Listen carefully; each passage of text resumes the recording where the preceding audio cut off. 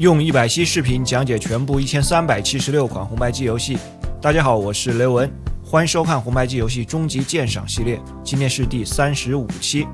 之前2期的开头讲了在1988年软件和硬件的一些情况，在这一年还有一个显著的趋势，就是游戏开发商的集中化。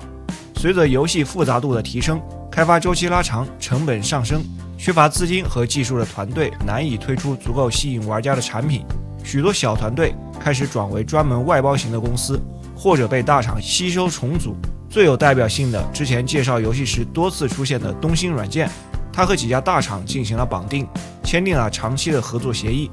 Micronix 很多的团队成员也被卡普空等几家规模较大的公司吸收。渐渐的，只有资金雄厚、技术成熟的开发商才能持续推出高质量的作品，从而在市场中取得主导地位。像科乐美、卡普空、南梦宫、特库摩、哈德森等公司都开始建立专门的团队，分别专精于特定类型的游戏。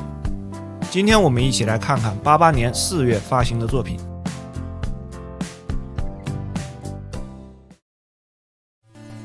自由战士，也翻译为自由力量或者自由武装，这是 Sunsoft 发行的一款光枪射击游戏，需要外接光线枪游玩，只发行了美版。玩家扮演反恐组织中的神枪手，在不射杀人质的情况下消灭恐怖分子。有一个双人游戏的模式，但只能轮流游玩。画面下方显示主角的生命值，旁边的错误数一栏在误杀了人质时会减少，最下面的一条长条表示弹药数，随着射击逐渐消耗。有时候右下角的方框内会闪烁，表示有新的物品。射击方框获得对应的道具，包括了生命回复、弹药和武器。另外还有一个类似恶魔头像的图案，会出现在道具框里，如果射击它会提升游戏的难度。总共有5个不同的场景，每过2关有一个字母填空的奖励小游戏，在60秒内填入正确的单词获得 bonus， 错误次数不能超过5次。5个场景从飞机上经过下飞机的通道，到机场航站楼，然后是机场外的街道，最后到恐怖分子的藏身处。敌人基本上是4种，拿着普通手枪的只能单发射击，第2类敌人可以连发射击，另外2类扛着榴弹发射器，如果被他们发射的榴弹击中会直接挂掉。通过5个场景后，有一个成功营救人质的简短动画。继续游玩，场景开始重复循环，难度上升。作为一款光枪射击游戏来说，本作没有什么新鲜的玩法，还是这类游戏老的套路。画面在同类中算是不错的，还有开场动画，玩到后面节奏比较快， BGM 氛围烘托的也还行，个人评价2星半。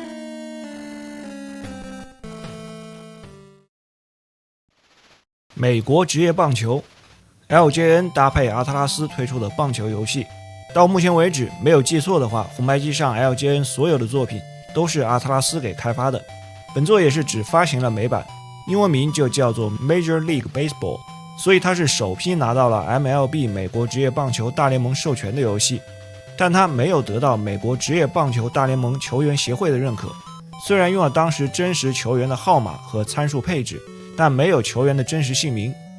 本作开始界面有3种不同的模式，常规比赛、全明星赛和世界系列赛。比赛又分为美国联盟或国家联盟，可以在26支 MLB 的真实球队中选择，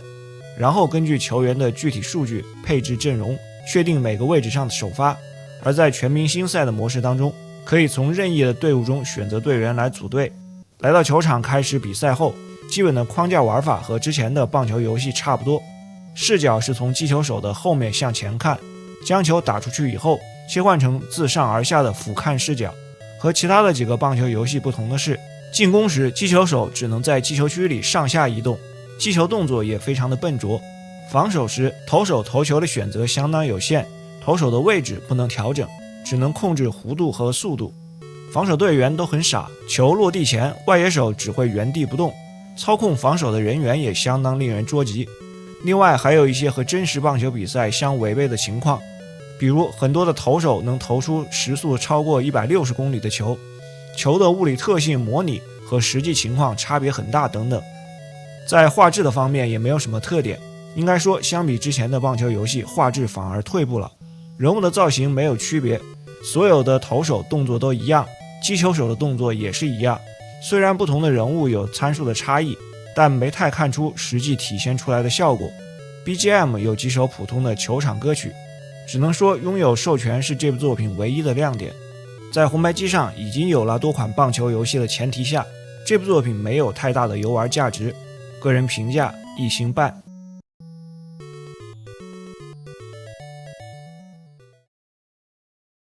独眼龙正宗，南梦宫发行的一款策略模拟游戏，上期已经介绍了日本战国题材的同类作品《信长的野望》和武田信玄。本作的游戏名和1987年 NHK 播出的大河剧同名，但实际在内容上没有什么关联。游戏里只能以伊达正宗作为主角，目标是要统一日本的东北地方。一开始可以选择难度，分为出阵之章和激斗之章。区别主要是出阵之章中，电脑 AI 只会攻击正宗所在的城，激斗之章中也会攻击其他的我方城。来到内政界面，也是按照回合执行指令，每季度为一个回合。右侧用8个方形的图标表示可执行的各项指令。第一个锄头的图案是开垦，增加耕地面积和收成，也是最重要的。游戏里主要的收入来源是通过收获粮食，并在市价高的时候卖出赚钱。旁边的望远镜图标执行侦查，查看周围城的情报。第二行的玉札图案是召唤祈祷师，可以触发一些占优势的随机事件，或者发掘金矿。发掘金矿还有一个迷你的小游戏。商人的旗帜图案执行买卖，还能购买部队的装备，包括旗帜、马匹和铁炮这些。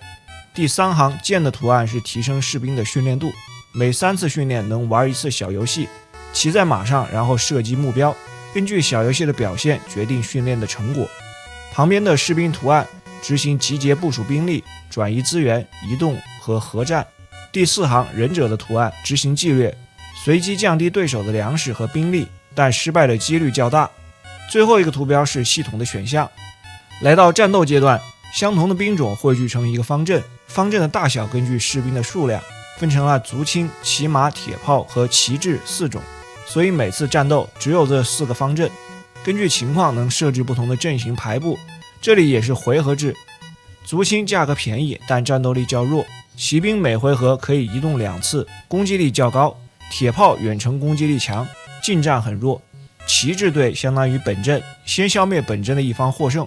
另外，随着回合数的增加，正宗的年龄也逐渐增大，要在死前完成统一目标。从一开始的18岁能活到81岁，这和历史上的68岁不同。这样的设计应该是给予玩家更多的时间。这部作品在当时的评价还不错，图形指令很容易入门，人物的对话也是轻松搞笑的氛围，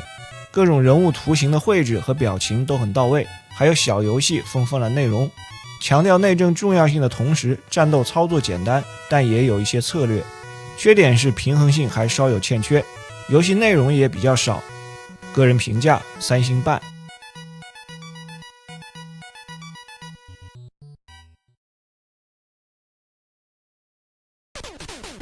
双截龙 Technos 开发的著名动作游戏系列第一作，1987年最先在街机平台发布。游戏是以该公司之前开发的热血硬派国服君为基础，沿用了很多的设计元素。街机版在日本以外的地区由泰东发行，后来移植到多个端口，移植到红白机最先由 Technos 发行日版。同年6月 Trade West 发布了美版，2年后的欧版由任天堂发行。和街机版相比，红白机版有很多的改变，因为少了双人同时游戏的模式，故事背景也做了修改。从街机的比利和吉米两兄弟击败黑武士营救玛丽安，改成了比利单独营救玛丽安，而吉米则成了反派的大 boss。 红白机独特的设计还有一开始人物的动作较少， A 键出拳， B 键踢腿， AB 一起按跳起，连点2下方向键左或右使用头撞，其他的动作要积累经验值提升等级后才能解锁，包括飞踢、肘击、抓头和回旋踢等等。每积累1000点经验值升1级，画面下方的爱心会增加1颗。大致来说，用越原始的攻击方式获得的经验点数越多，而且拳打的经验大于脚踢，所以早期累积经验的方式是多出拳。捡起敌方掉落的武器可以使用，近战的像鞭子、球棍，远程的有小刀或者捡起地上的油桶。但扔小刀这类虽然攻击力高，但却得不到经验。总共有4个关卡，分别是贫民窟、工厂地带、森林和岩山，以及最后的敌人巢穴，末尾都有 BOSS。 虽然红白机的版本关卡名称和街机版一样，但美观的设计都发生了改变，特别是第3关里的洞穴部分。另外还独有一个格斗对战的 B 模式，在这个模式里可以选择6个不同的角色，但只能和不同颜色的自己对战，而且有几个人物的图形和普通模式中又不相同，显得有些违和。红白机的这部初代作品相比后来的2代和3代，受欢迎的程度要差了不少。最大的问题可能还是不能双人同时游戏，而且改成了一个不讨喜的故事设定。游戏名是双截龙，这样就少了一节变成单截龙，另外一节还变成了敌人，要拿经验值升级才能使用新的动作的设计也备受批评，让一个本来动作丰富的作品玩起来变得很憋屈。抛开以上的问题，其实本作的素质还是不错的，个人评价3颗星。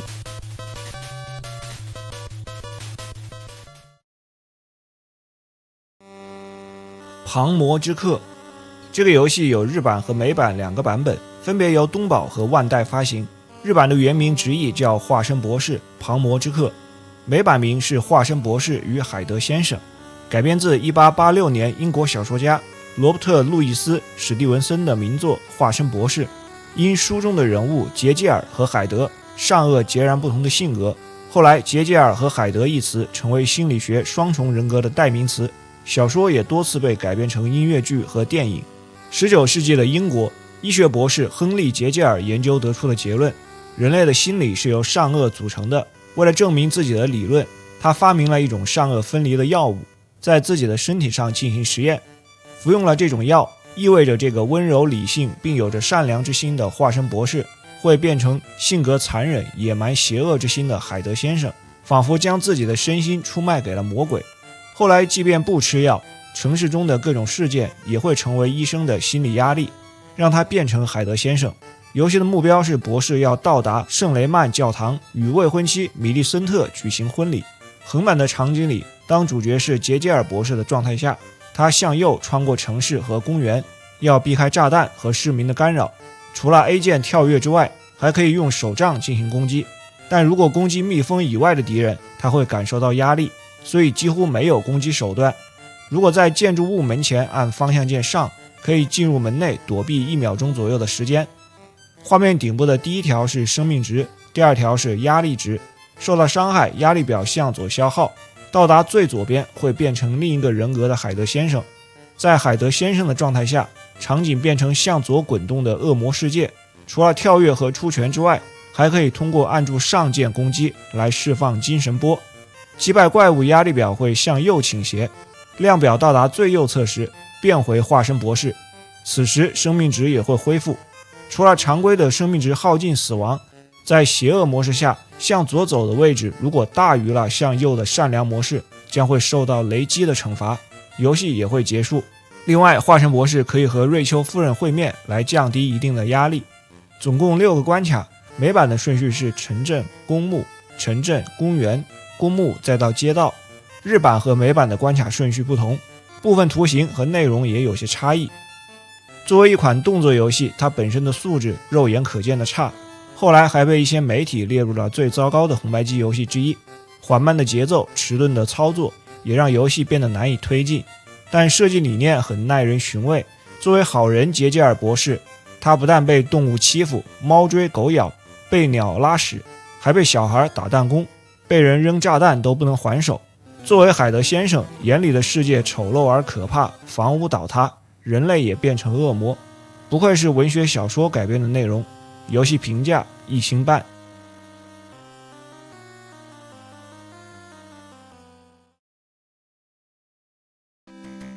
红白机大奖赛2 3D 热拉力赛，这个翻译明显的怪怪的。任天堂在磁碟机上发布的红白机大奖赛第2部，第1部是1987年10月份的红白机大奖赛 F1 赛车。虽然在开发一栏有任天堂挂名，但实际的开发方是 HAL。 本作和第1部一样使用了蓝色磁盘，也就意味着同样有任天堂举办的官方赛事，通过磁盘传真参加活动。这款游戏的参赛奖品包括了奖杯和磁盘形象的文具盒套装。由于磁碟机的衰落，这也是最后一款蓝色磁盘卡的游戏。本作还支持红白机的 3D 系统，佩戴专用的眼镜实现 3D 效果。虽然是第2部，但内容从之前的 F1 变成了拉力赛。一开始能选择3种不同的车辆，它们有各自的特点。跑车类型的卡托比速度性能是最好的，但在崎岖不平的道路上却很弱，上坡比较慢。4轮驱动型的勇雀速度稍逊一筹，即使在上坡时也不会动摇，在雪路上性能尤其稳定。越野车型的怪物速度较慢，但耐用性最高，在爬坡和沙地上表现强劲。选好赛车后选择赛道，因为是长距离的拉力赛，虽然只有3条赛道，但每条都相当复杂，有多个分岔路线，也都包含了公路、草地、雪地、沙漠和泥地这5种地形。不同的地形有不同的特征，3种车辆也有对应的优劣。游戏采用了计时赛的形式，每个赛道设有多个检查点，要在规定的时间内到达对应的检查点。通过检查点时，可以将额外的时间添加到时间库中，也就是 bank 下面的数字。和之前的赛车游戏一样，有常规的加速、转向和换挡的操作。另外，在地图上可以收集大写字母 H 的感叹号，收集8个之后，能使用热冲刺，时速达到300公里，并维持15秒的时间。这就是个早期的加速蘑菇。同时，车辆还有耐久度的设定，显示在画面的右下方。撞到障碍物或别的车辆，损害表会累积。执行修复会在路边停车修理，虽然能恢复耐久，但也会损失时间。也可以在比赛开始前设置一个修复点，通过修复点时能恢复所有的耐久。虽然马里奥和路易吉作为驾驶员和领航员出现在封面和说明书上，但游戏中他们很少出现，而且封面上的路易吉还是6根手指。这部作品的整体素质还是不错的，有复杂的赛道设计、不同性能的车辆和热冲刺的设定，让游戏需要更多的技巧。追尾视角没有什么新鲜的，但车辆的弹跳会带来一些动感。因为是针对 3D 系统设计的赛道，一些场景看着会比较眼花，没有设备也体现不了 3D 的效果。另外，画面底部的信息栏闪烁很严重，即使是实机游玩也有这个问题。个人评价3颗星。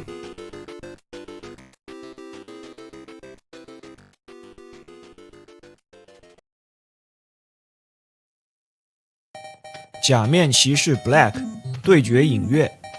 开场的一段变身动画就有点绷不住了。这是万代在红白机上的第2款假面骑士游戏，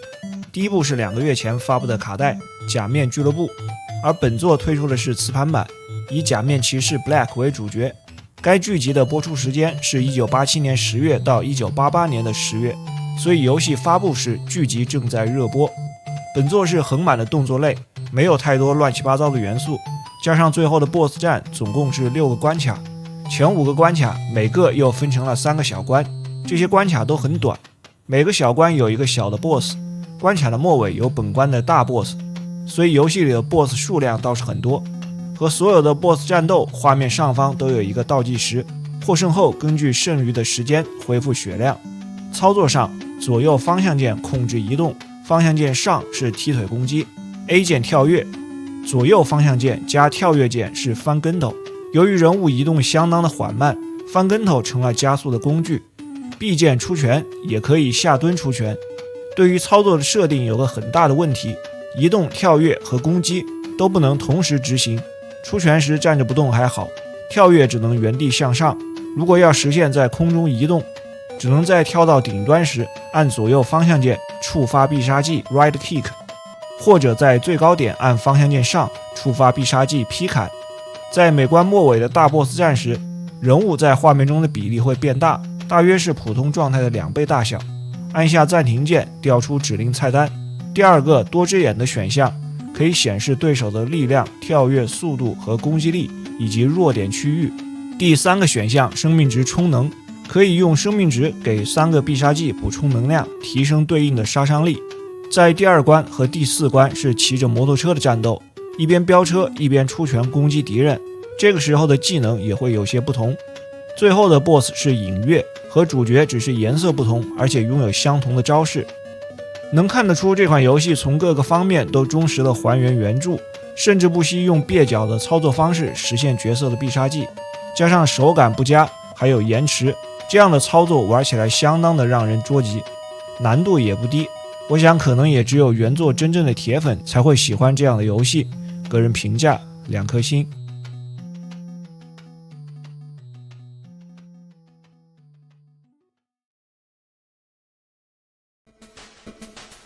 燃烧网球，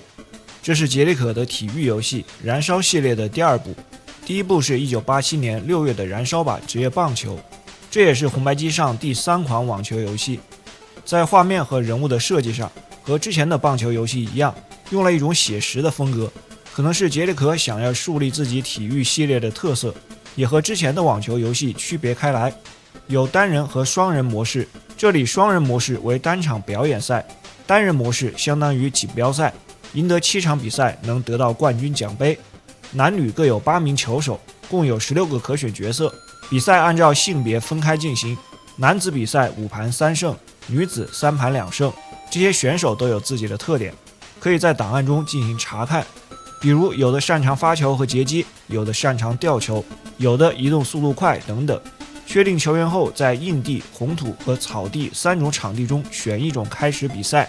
操作和之前的网球游戏一样，方向键控制人物， A 键击球或扣球， B 键吊球。虽然操作上差不多，但整个的手感和操控与之前的网球游戏完全不同。如果是习惯了任天堂网球的感觉，再来游玩这座，很可能根本打不到球。由于采用了接近真实人物的图形，选手的占比很大，而且动作更加细致，操作上强调真实感，球手的站位需要更加精确，还得考虑挥拍的距离，而不是仅仅站在球的附近就可以。挥拍的时机也影响击球的角度和回球的路线，网球飞行的速度和人物的移动都变慢了，使得游戏节奏也慢了很多。这款网球游戏媒体的评价差别很大，有的认为真实感很不错，有的认为操作很糟糕。我觉得按照现在网球游戏的标准，追求真实感肯定是好的。如果适应了游戏特性和节奏，玩起来还是很有意思。本作还有个优点，就是合成音效做得很逼真，虽然有球速慢和球员动作的惯性问题，但依然是一部能带来乐趣的网球游戏。个人评价3星半。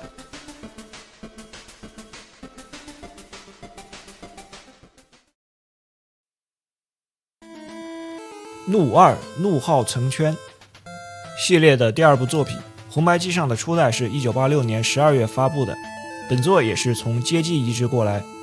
街机版的2代在1986年10月就已经推出了，所以这部红白机的移植版酝酿了很长时间，在玩法上也做了一些调整。日版和美版的发布时间差不多，美版名的直译是怒2胜利之路。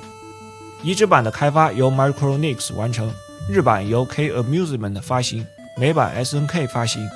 本作的故事背景是完成了初代的任务之后，日版里拉尔夫和克拉克穿越到异世界，击败外星人和大 boss 祖达，拯救一个叫做拉克尔皮克尔的岛屿。美版里的2个主角的名字沿用了之前的保罗和文斯，最终 boss 的名字也改成了扎达。本作中角色只有1条生命，但有血量的设计显示在左上方。初始的武器是机枪和手雷， B 键射击， A 键扔手雷，按住 B 键固定一个方向射击。这座没有载具，有4种射击武器和2种辅助武器，要在选择菜单中进行切换。除了一开始的机枪，还有火焰喷射器、回旋镖和剑。辅助武器除了手雷，还有一个地雷。获得相同图案的武器道具能升级威力，最高到4级。场景里得到的道具也不是立刻使用，要在菜单中进行选择。另外，消灭敌人掉落心脏一样的物品，相当于游戏里的货币，在酒吧也能购买道具，包括了能全灭敌人或让他们暂停的2种闪电。面具图案表示盔甲，能暂时无敌。飞鹰图案可以装上一个飞行器，加速飞行一段时间，还能绕过地面的障碍。还有回复生命的药水和一击必杀的强力弓箭。总共有5个关卡，每关消灭 BOSS 得到一把钥匙，然后有2条通道选择，其中一个通道有武器升级，出来后要面对2个拿剑的雕像，另一个通道只有敌人。关卡中还会遇到蓝色的传送方块，进去会面对 BOSS 或者是一个迷你的小游戏。红白机的这座移植版有不少的问题，最大的问题是加载和延迟。在菜单切换和某些画面的切换时，都有好几秒的加载时间。因为要经常更换武器和使用道具，这种黑屏加载就非常的影响体验。人物切换方向动作很缓慢，几种武器也不平衡。最强的是回旋镖，红白机版的剑少了街机里弹开子弹的能力，成了鸡肋。辅助的地雷几乎也是没有作用，受到伤害时是没有无敌帧的，所以被命中通常都是连续掉血。大面积的武器伤害基本就是秒杀。人物移动和初代一样慢，还是少了载具。 BOSS 的设计比较差，个人评价2星半。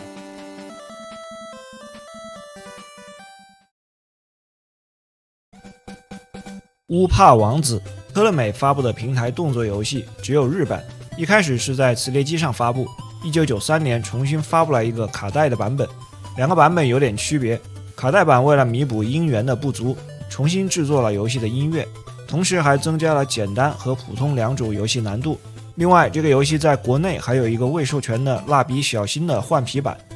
乌帕是魔法王国鲁阿库约的王子，1个月大的时候就能爬行。他不小心打破了装有偷梦魔兽仔的盒子，所有的成年人都陷入了沉睡。仙女给了乌帕武器波浪鼓，用它来对付邪恶的力量。常规情况下，乌帕用爬行的方式移动，挥舞波浪鼓攻击敌人，被击中的敌人会膨胀漂浮起来。这时可以用它当做临时的跳跃平台，但不能停留得太久，否则会爆炸。也可以推动鼓起的敌人当做武器攻击其他人。初始生命值是2个爱心，通过获得爱心的道具增加生命上限，最高5点。奶瓶能恢复生命，一个闪烁的铃铛道具，获得后短暂无敌。这个时候乌帕直接站起来快速行走。其他的道具还有奖命，冻结敌人的沙漏。在关卡的设计上，本作和超级马里奥很相似，共有7个世界，每个世界又包含3个关卡。大部分的关卡都有 BOSS， 击败 BOSS 的方法都是利用周围的杂兵充气，然后攻击它。7个世界有不同的主题，分别是糖果、蔬菜、冰雪、半导体、文具、乳制品和最后的奇迹城堡。大部分的关卡都是横版结合平台的形式，也有少量垂直滚动的。比较特殊的有在蛋糕和奶酪里挖洞，或者在水下的关卡。有5个不同的 BOSS， 前面的关卡基本上都是粉色的猪，后面还有巨蛇、海豹、海马，最终 BOSS 就是魔兽仔。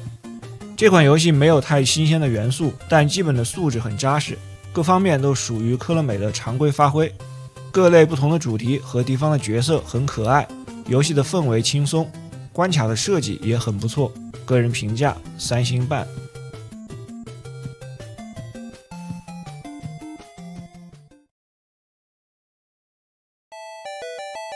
风云少林拳暗黑的魔王，杰里可发行的动作格斗游戏《风云少林拳》的第2部，初代1987年4月发布在磁碟机上，在第20期节目里有介绍过。本作依然只发行了磁碟机版本，它也是为数不多支持 3D 系统的游戏之一。本作的故事是在初代里，主角真击败了3魔王之后，过去了1年时间，一位自称黑暗魔王的人物出现，并计划统治世界，主角要击败他。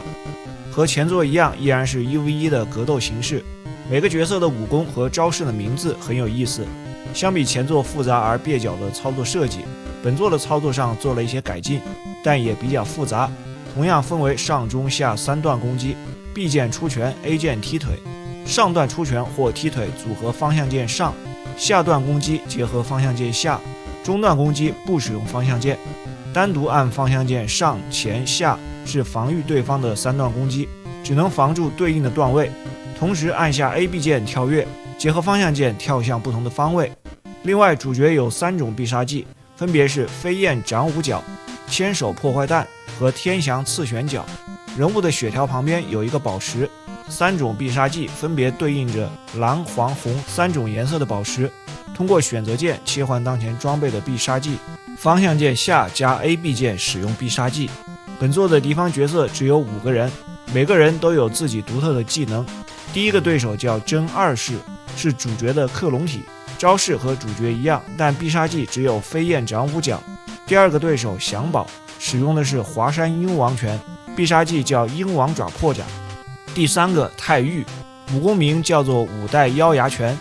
必杀技有翻车裂脚和光掌换手杀两种。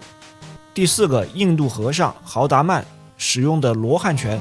必杀技破魔千声波和白华炼气弹。最后是黑暗魔王，他的武功叫黄魔冥王拳，还会变成鹰的形态，必杀技是清华炼气弹。每次战斗胜利后有一个路线的选择，他决定了下一个对手，有的对手会多次对战。相比前作，除了操作方式上进行了优化，画质也有了改进。前作当中最大的攻击命中的判定问题，这里有一定程度的修复，偶尔还是会出现攻击穿过对方身体的情况。内容的丰富度上反而不如前作，不到10分钟就能通关，总体有些进步，但还算不上优秀的格斗游戏。个人评价3颗星。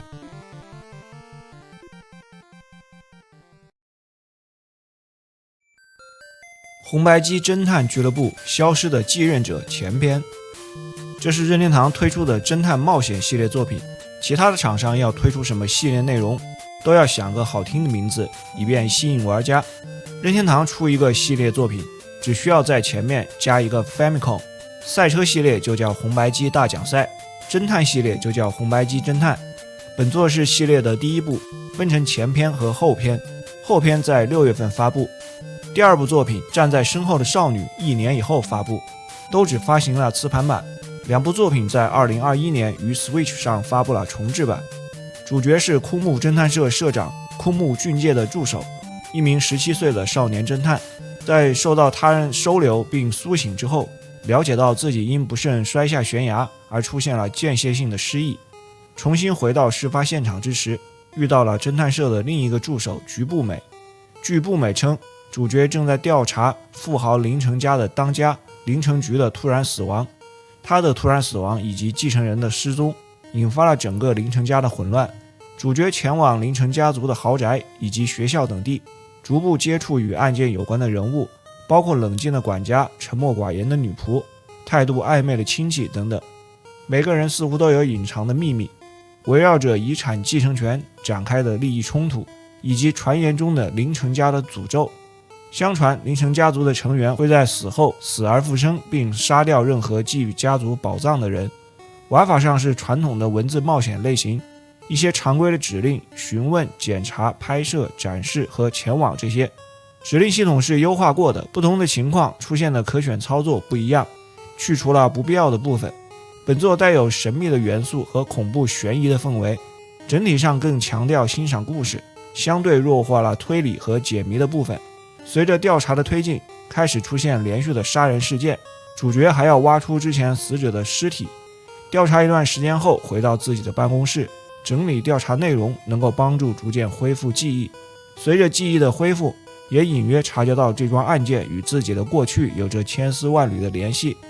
因为是分成了前后2个部分，剩余的内容和评价等到后篇再继续讲解。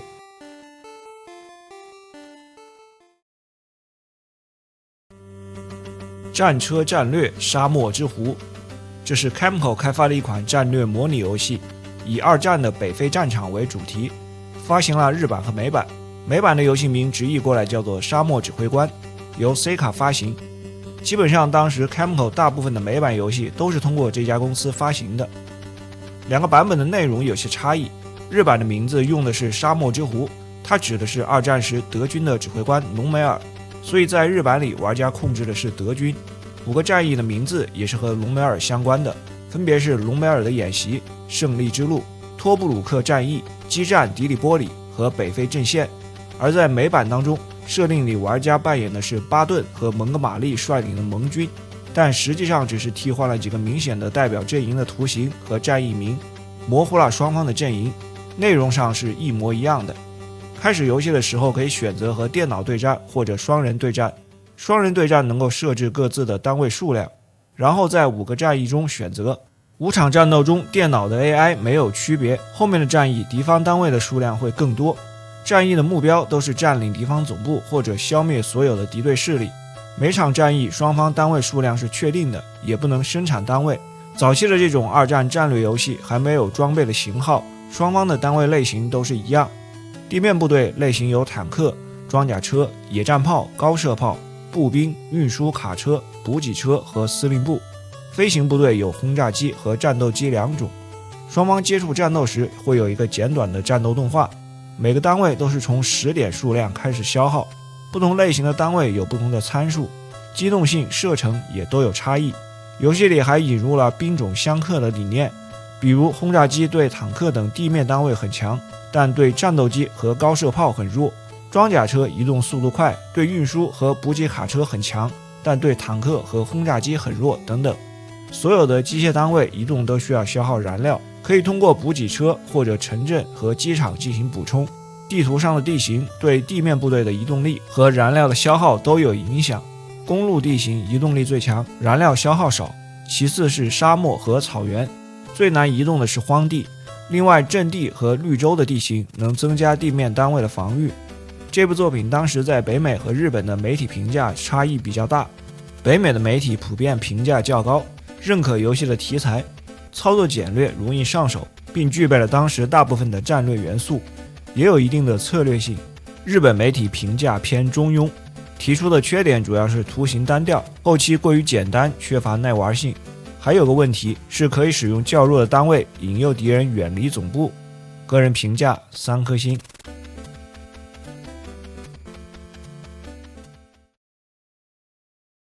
勇士屠龙，这是一款从电脑端移植过来的游戏，开发方 System Soft 早年主要开发一些电脑端的游戏，没有特别知名的作品。红白机的版本由东京书籍发行。故事背景很普通，一个大陆上生活着几个不同的种族，需要击败这个大陆上被称作巴尔的恶魔，从4个种族当中选择。蓝色的米诺斯相当于战士，近战强大，魔法较差；紫色的艾莱克斯相当于巫师；红色的迪奥尼亚相当于盗贼，速度快，擅长远程攻击；绿色的维斯卡姆是一个平衡性的种族，开始在城堡要先和国王对话，然后探索城堡左边的地牢，之后才能去到其他的地点。画面左上方的3个数值分别是人物的 HP 和 MP， 第3个 D 表示攻击造成的瞬间伤害，包括攻击敌人和自己被攻击的伤害。本作的类型虽然被归为动作 RPG， 在地牢里战斗乍一看有些像计时制，但只有当主角移动时，敌人才会移动，不动的时候时间是停止的，所以它更像一个回合制的肉鸽。菜单栏的指令看着有些像勇者斗恶龙。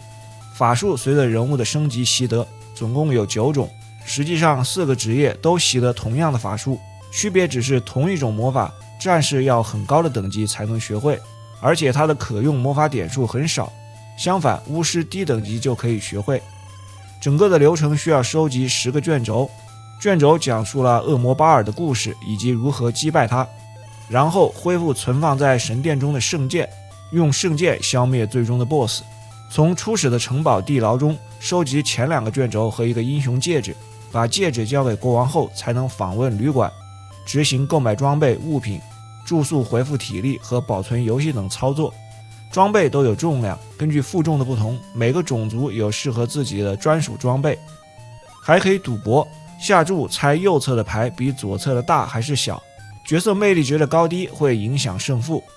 宝箱的探索是一大特色，有的大宝箱在地图上能够直接看到，但有些隐藏的要靠近之后才能发现，或者使用检查法术。除了一些特定的物品，很多宝箱里的东西是随机的，但基本等价。还有一些宝箱里有陷阱，受限于背包的容量和负重，宝箱的物品取舍也是需要考虑的。这部作品虽然属于 RPG， 但实际在故事方面比较弱，主要强调探索和随机的元素。战斗的节奏比较缓慢，平衡性做得不太好，地牢的设计一般，个人评价2星半。